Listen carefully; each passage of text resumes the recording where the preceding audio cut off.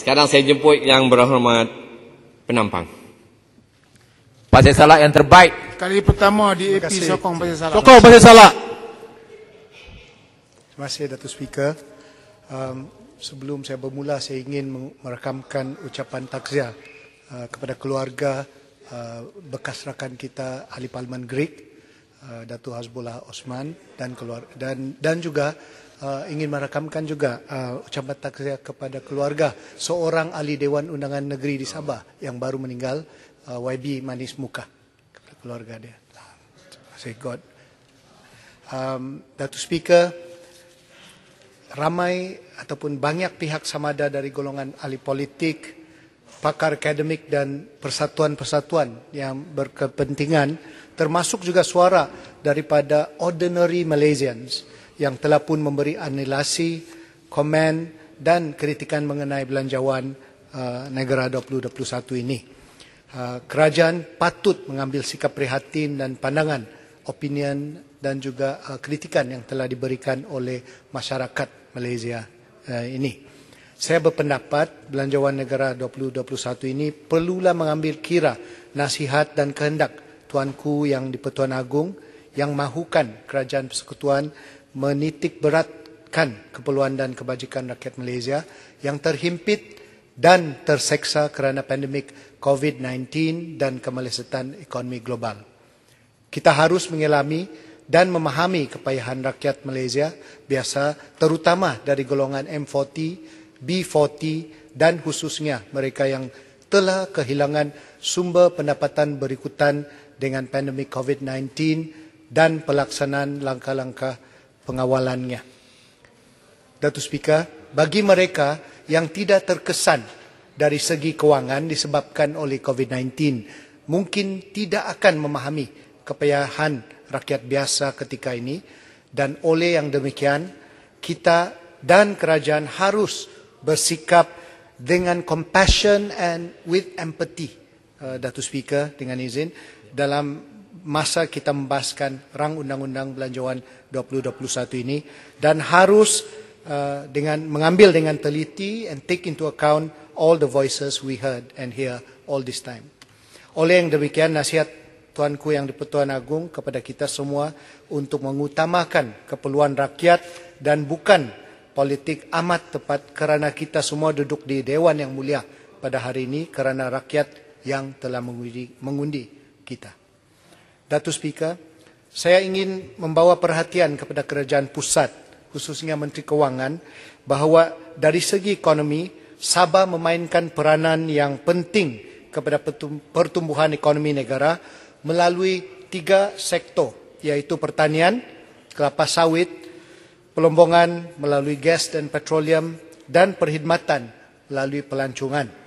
Maka dalam konteks ini, dan banyak mungkin tidak sedar, bahawa Sabah sebenarnya ialah salah seekor daripada itik yang bertelur emas, or the goose that lays the golden egg, yang telah menyumbang kepada kemakmuran negara ini dan telah sedikit sebanyak membantu memajukan negeri-negeri di semenanjung Malaysia yang tidak mempunyai hasil buminya sendiri.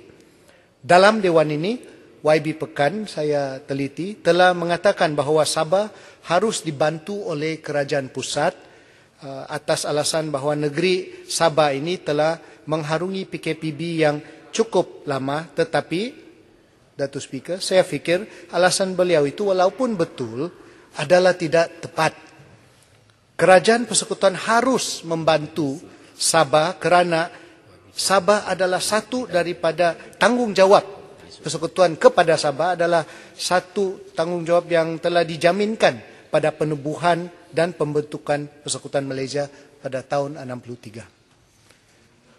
Datuk Speaker, semasa Kerajaan Pakatan Harapan dan Warisan, kita telah menubuhkan jawatan kuasa MA63 dan ini telah membawa pelbagai penyelesaian dan diketuai juga oleh mantan Perdana Menteri waktu itu dan dilaksanakan sebagai setiausaha oleh bekas ahli parlimen kita, Batu Sapi, mendiang Datuk VK Liew, di mana beliau telah bertungkus lumus bekerja untuk mendapat persetujuan daripada Sabah dan Sarawak hingga 17 daripada 21 isu yang bercanggah antara Sabah, Sarawak dan Kerajaan Persekutuan dalam Perjanjian Malaysia 63 telah pun diluluskan dan diselesaikan dalam Kabinet.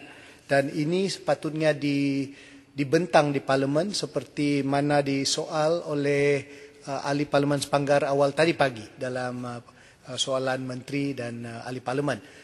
We must, Datuk Speaker, table what was agreed dalam jawatan kuasa MA63 supaya kita dapat melaksanakan perjanjian dan juga tanggungjawab yang sudah lama diabaikan sebelum kerajaan mewujudkan jawatan kuasa MA63 pada kerajaan Pakatan Harapan Warisan.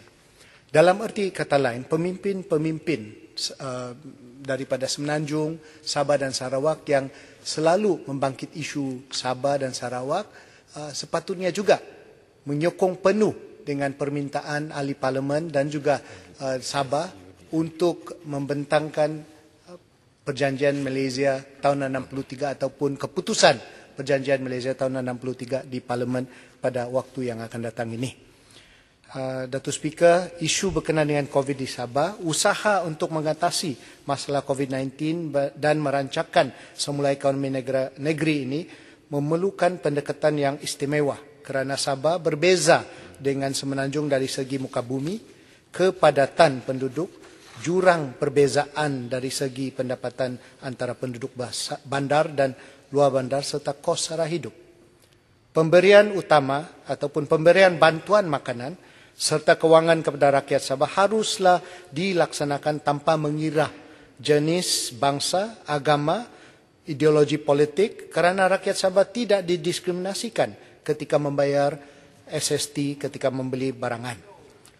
Maka oleh yang demikian, Kerajaan Persekutuan harus memastikan bahawa apa-apa bantuan makanan dan kewangan harus diberikan kepada semua rakyat Sabah sama ada mereka dikuarantin atau tidak kerana sekatan perjalanan tidak mengira sesiapa pun. Kita dapati bahawa di Sabah, Kerajaan Negeri Sabah mengumumkan bahawa hanya yang dikuarantin akan dapat bantuan makanan. And I think, Datuk Speaker, ini tidak tepat dan patut diperhalusi di mana semua rakyat warga Sabah akan dapat bantuan makanan, bakul makanan dan juga kewangan. Untuk mengurangkan peratusan jumlah rakyat Sabah yang terlepas pandang, saya mencadang bahawa adanya suatu pembinaan pangkalan data where the government will be able to get data of all people who are entitled dengan izin. Dan kita ada baca bahawa vaksin ini adanya kejayaan yang tepat di mana tadi pagi satu pharmaceutical company telah mengumumkan kejayaan 95% dalam vaksin yang mereka akan membawa kepada dunia ini.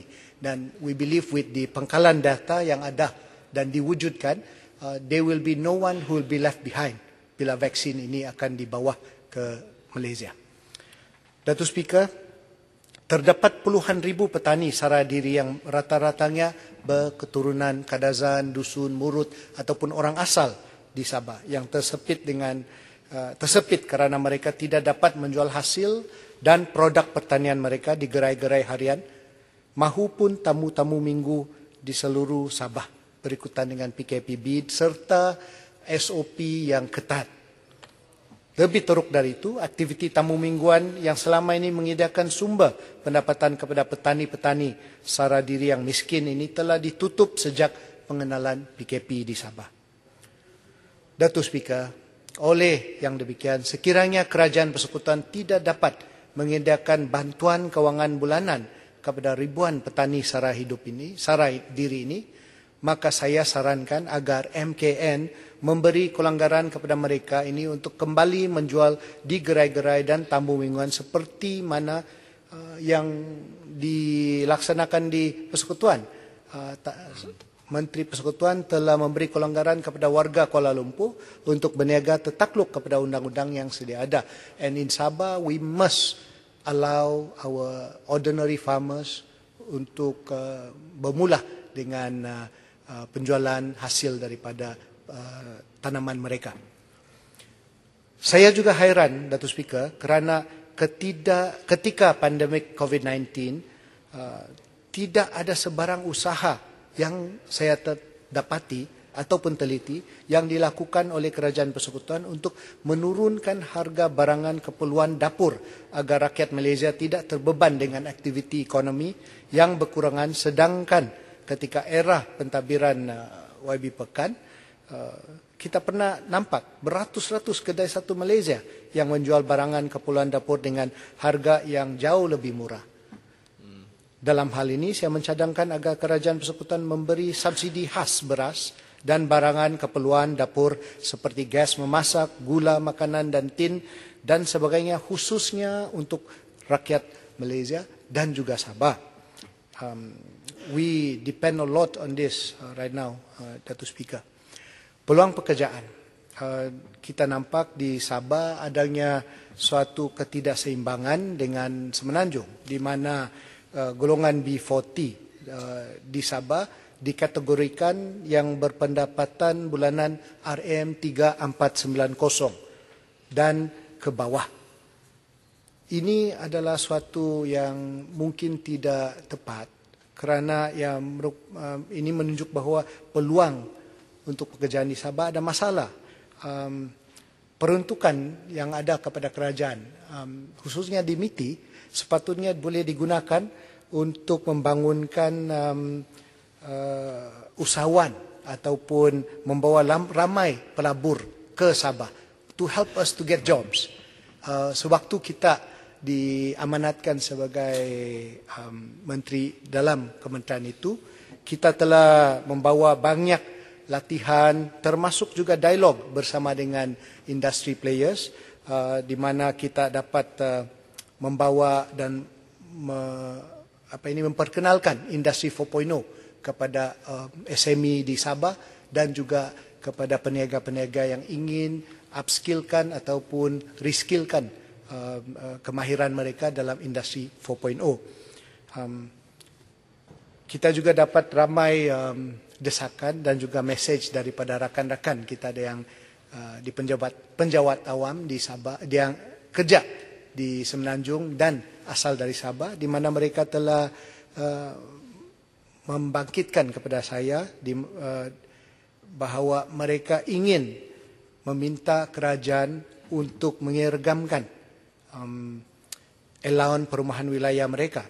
Kita tahu bahawa perbezaan bayaran EPW ini ataupun allowance perumahan wilayah adalah 200 ke 500 sebulan, adalah tidak adil dengan rakan-rakan mereka yang telah dihantar ke Sabah ataupun ke Sarawak.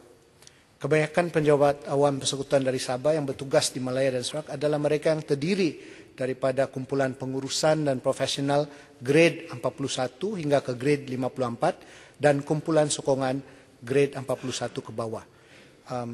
Datuk Speaker, sudah sampai masanya Jabatan Perkhidmatan Awam di bawah Jabatan Perdana Menteri membuat pengeragaman pembayaran EPW ini supaya penjawat awam persekutuan dari Sabah yang dipindah ke Malaya atau Sarawak tidak lagi dianaktirikan dan sedikit sebanyak dapat membantu kehidupan mereka lebih lagi ketika negara menghadapi pandemik COVID-19 ini.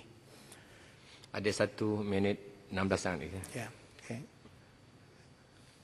Datuk Speaker, saya ingin membawa satu isu yang tidak dapat diselesaikan hingga ke hari ini, iaitu penebatan banjir di kawasan saya, Penampang dan khususnya di Dun Moyong.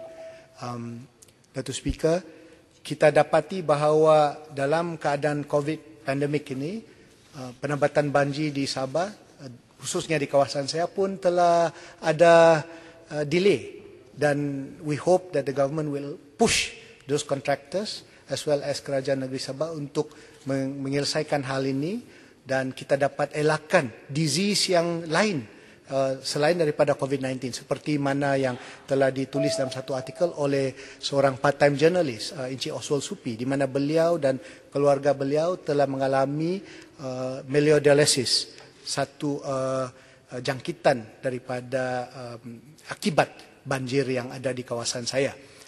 Datuk Speaker, saya ingin juga meminta sedikit masa untuk memberi suatu pandangan bahawa Sabah, as I said, is the goose that lays a golden egg, sebab kita adalah dalam suatu kawasan yang ada besar potensi. Moso dengan perjanjian yang baru ditandatangani oleh kerajaan, iaitu Regional Comprehensive Economic Partnership, di mana Sabah boleh jadi suatu hub yang boleh diguna sebagai pangkalan logistik termasuk trading yang kita telah merancangkan sewaktu kita dalam MITI. Dari itu, Datuk Speaker, terlupa. Dari itu, Datuk Speaker, saya ingin mengulang apa yang telah disebut oleh Ahli Parlimen Sempurna, di mana bajet ini sepatutnya membina negara kita, build a nation, but not for any race or religion. We must be fair to all Malaysian because every Malaysian counts, more so during this time. Thank you. Terima kasih Ketua Dan. Terima kasih Yang Berhormat Penampang.